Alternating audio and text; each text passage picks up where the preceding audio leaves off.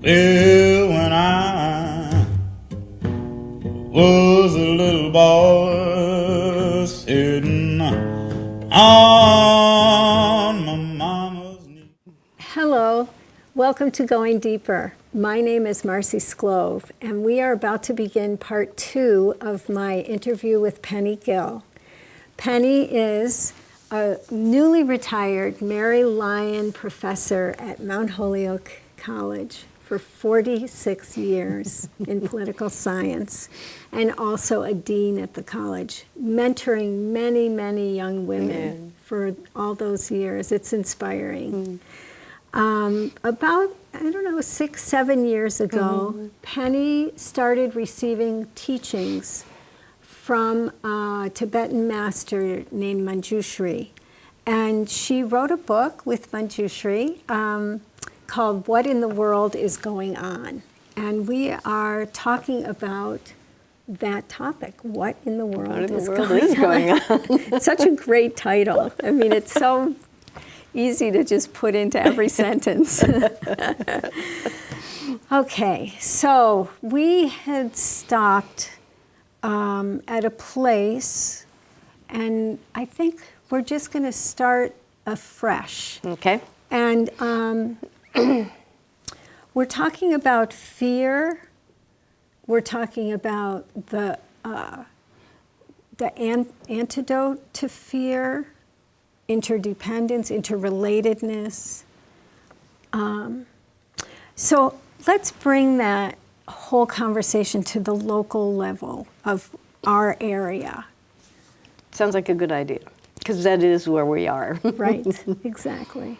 So I think one of the things that can happen, happens all the time, is that we look at the complexity of the world. We look at these complex systems of trade and immigration and boundaries and sovereignty and all of that, all of those huge, huge kind of unmanageable processes.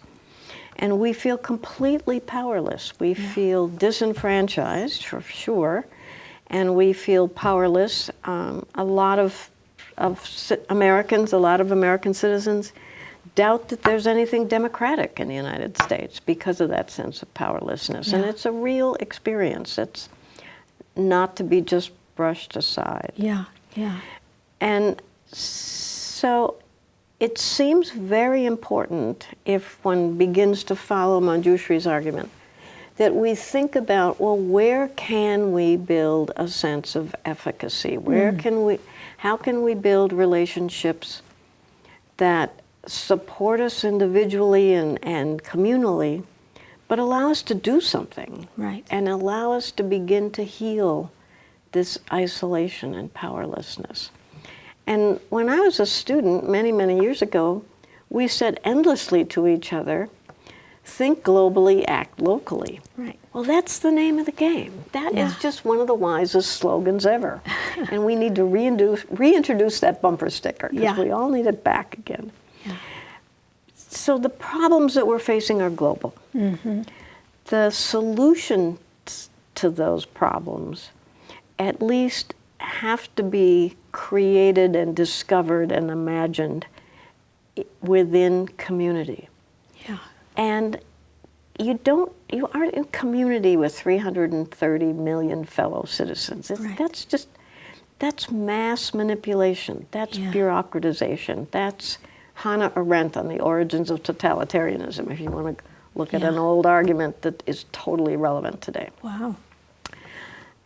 And so what I have been arguing everywhere I've gone to talk about these books, and especially since this last electoral cycle, is find 3 or 4 friends who are also concerned, and meet and give each other the gift of careful listening, of paying attention to each other and hearing the misery and the fear and the alarm. Then that little group, choose one thing to do together, so that you translate, so you experience the translation of terror into action. And that activity should be on behalf of somebody who really is powerless, Right. or marginal, or suffering, and likely to suffer more because of what's going on around us. And it is what's going on in Amherst. It's remarkable what's happening in Amherst. And this is perhaps not what's normal across the country, but I know that there are thousands and thousands of communities in the United States who are gathering and having these conversations. And talking about it in the context of sanctuary. Yeah. Yeah, so last Saturday was an example of this. At Grace Church here in Amherst, there was a huge outpouring of concern. A lot of community people came. There were somewhere between 300 and 500 people, depending on who you ask. And people, you know, gave testimonials about how their lives are and how they are in danger and how they can't communicate with their parents and how they're not able to move freely and that they feel so fearful. And it was an example of people, I think the words are defend, what are they? They're 3 words: resist, defend, and what's the third one? Resist, defend, and somehow a positive word. Create or something. I can't think of the third one. Sustain, support. And that is sort of the theme of this sanctuary movement here in Amherst. And it's going to go through adopting new laws in the state legislature, trying to get our congressmen in federal legislature to do some work. It's a very interesting idea. I mean, it's more than 4 people. No, but it's a perfect example. I mean, it's just an elegant example. Yeah. First of all, the fears are not imagined. Right. These are tigers in the grass. These are tigers in the grass. And the response from the rest of the community is, first of all, to defend, and to protect, and then not only to take care of those people who are particularly exposed and vulnerable, but also to move to local government and then ask local government to push to state government. Yeah. And that builds from the bottom up. Right. It is exactly, and it's building on energy, I would say, of spirit. It's building on heart energy. Yeah. It's not building on negative energy or on threats of violence. Yeah. It's working on a different plane. It's working on a different level. Yeah. And it creates a different kind of power. That's real when 500 Amherst folks are in Grace Episcopal Church. Yeah. And that energy is potent. And that, you know, that's not minor. How can we shift from having this kind of conversation, and when we get to the time of talking about heart, it's like it's not as valuable, or it's not as, it's like, oh, there they go, they're going into that new age. There goes the woo-woos. The woo-woos, you know? Right. Like, I'm sorry that that's the way it is, that we can't talk about that. You know, Manjushri talks about heart-centered knowing. Yeah. And it's really a much more sophisticated type of knowing. It is indeed. Than just the mental knowing. Yeah. And somehow we don't value it. But we do. And those 500 people in Grace do. Yeah. And one thing, you know, this is the first question you asked me. What's with the academy? Right. You know, we're right back on where we started. Yeah. But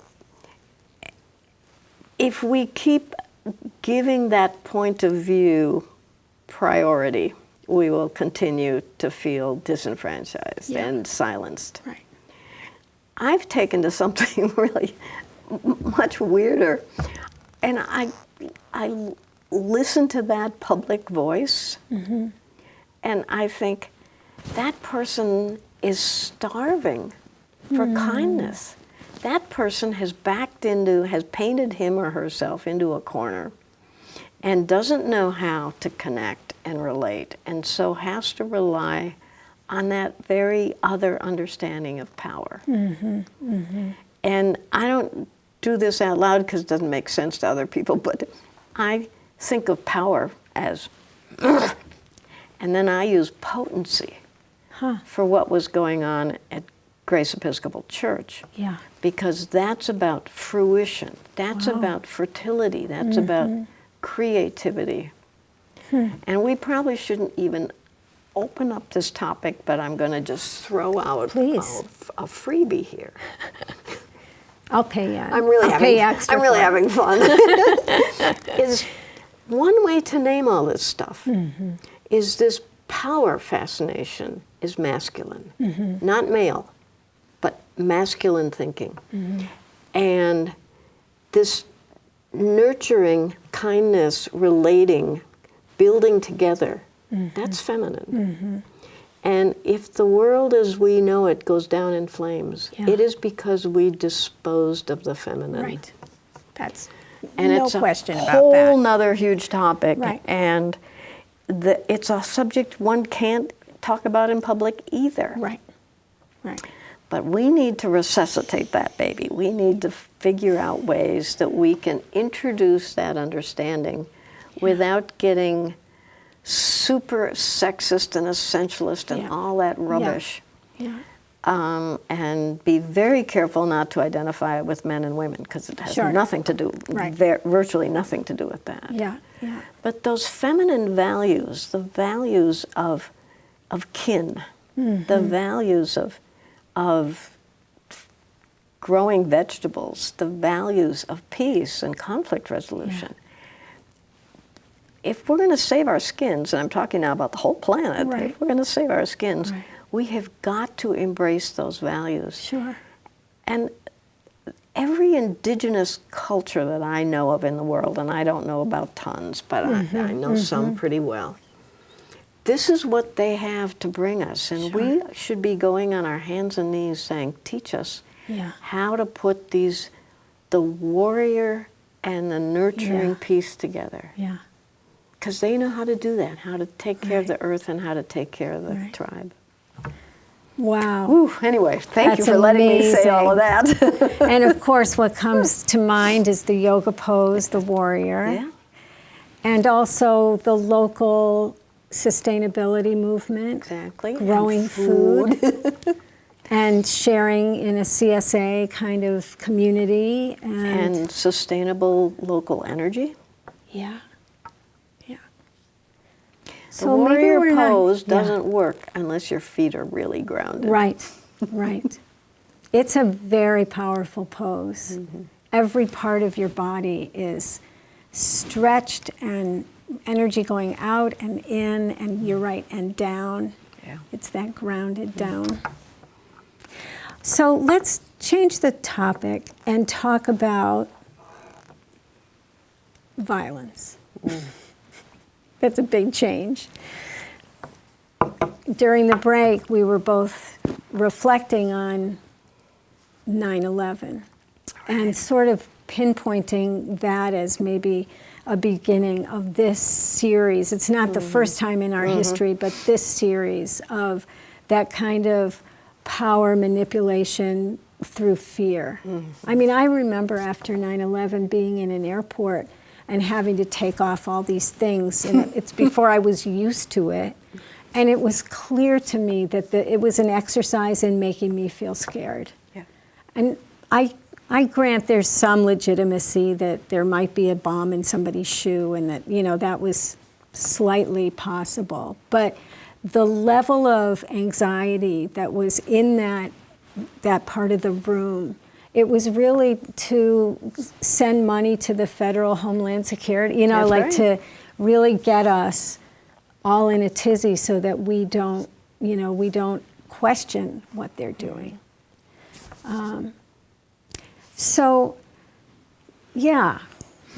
You got it. I mean, I agree with all of that. And then that's a perfect example of, this is another topic, and we don't have time to go there, but it seems to me that the way Manjushri describes how ego, or little self, works in order to create a need and then say only it can provide the solution to the need, is identical to your analysis of the state. And that they're closely linked together. One reflects the other. And you couldn't create a state like that if you didn't have a whole lot of individuals who were functioning that way psychologically and emotionally. There has to be some kind of congruence. I don't know any more than that. That's all I know. So then I'm thinking about the folks who voted for Donald Trump. And what do you or Manjushri, say to them in terms of what we're talking about in ego and fear and little self? Well, I mean, I can't speak for people that I'm not. Right. But they understand this argument. At some level, they completely understand this. They are frightened. And they have been also woven into a construction of fear. And then they were told that this is a solution. And for a long time, they've been told that not only is there such a thing as trickle-down economics, in other words, we let the corporate world do what it wants, and then pretty soon that'll create a job sweeping the factory floor. Wrong, but that's the argument. And I've been talking lately about trickle-down social justice, which is what the Democratic Party has been doing. And their argument is, we're going to get a few kids of color into Harvard, and then eventually that's going to change how race works and white privilege. Wow. That is totally ridiculous. That's just as ridiculous as trickle-down economics. And so both parties have been trying to sell a deal to the American people. And Americans have looked at this since, I suppose, a good big generation, since the 70s. And everyone has said both things. I'm not getting trickle-down money, and I'm not getting trickle-down social justice. So Bernie Sanders his followers make sense to me. Donald Trump's followers make sense to me. And then there's this really pathetic bench of other presidential candidates of both parties who don't seem to understand much of anything about what it's like to live in a town in the United States. So I think the whole election was a scramble to try to get leadership that recognized how regular people live their lives. And Trump gave the illusion that he was offering that to his group. And he was much smarter about campaigning and how to use the media and all of those, and language. All of those things. But I worry, it's funny, in Amherst, you don't live in Amherst, so you don't know all the ins and outs of our politics, but I love following them. It's fascinating, you guys. We have a lot of polarization in our town. And even though we're mostly a progressive town, I do feel like we are a microcosm of the nation at large. And locally, I worry and I wonder about, how do we make friends? How do we cross that polarized? Because all of a sudden, I used to agree with you on different issues, but now we're on the other, not the same side, and so we can't be friends anymore. It's like it's so. And similarly, the country is just so divided and so not in a place of understanding each other. We have to listen. Listening. We have to shut up and listen. And one of the, if we each found somebody with whom we're pretty sure we really disagree with politically, and said, I'm going to sit here quietly, and I want you to just keep talking, and the question is, explain to me what you think, what in the world you think is going on. And then explain to me what seems like, to you, would be a good and helpful response. And I mean, close your mouth. Yeah. And it would take a long, long time for progressives in the Valley to think that they have something to learn from people that they don't like. I mean, some of respect. us don't even think we have any of those other people around. Yeah. I mean, somehow the votes are, taken, but So listening. The island has a small 275 year-round community, and then balloons in the summer, the way Martha's Vineyard does. And it's about 3/4 of the folks voted for Hillary Clinton, and about 1/4 voted for. This is Madeline Island in Lake Superior, part of the Apostle Islands, in the western end of Lake Superior in Wisconsin. But very rural, very interested in sustainability and things like that. But my point is that several years ago there was a huge. There was always conflicts in this small community, and they show because it's so small, But it had gotten intense, and various people got together over dinner and said, what are we going to do to cool this down? Yeah. We have to think of a project that everyone can sign on to. Brilliant. And do you know what it was? Build a playground or Community something. garden. Oh. Everybody's out there weeding their potatoes. Oh, that's fantastic. It has made a gigantic difference. And it's not that those issues are gone. Yeah. But what they were able to do was literally unearth what held the island together. Right. It's not about... It's a good image. It's a great image, and it's not about staying in our stances, even the listening, but there has to be some kind of a shift. Yeah. And the listening is part of the shift, but some action... Has to. But you can't tell what that is until you listen. Right. Of course. And the listening is to allow your opponent to become a human being. Yeah. A complex human being. Yeah. I think of myself as a progressive, for heaven's sakes. But I don't think of myself as like all progressives, as you can certainly tell. Yeah. And that's true of conservatives. Sure. But we don't That's know that. true of people of color. Well, That's true of every, of immigrants, of every group that we try and group people. Yeah. Yeah. And then we're listening to each other from our hearts. And then there's the possibility. That may not solve it. Yeah. But without that, there's no way to open a door. Yeah. The other thing I like hearing is it doesn't have to be mind or heart. No, it can't It's little mind or mind and heart. The expansiveness in both. The smartest thing the Buddhists have to say is it has to be the integration of wisdom and kindness. Yeah. Wisdom and kindness. Mind and heart. That's fantastic. So we just have a few minutes. Is there anything that you'd like to touch on that we haven't, or?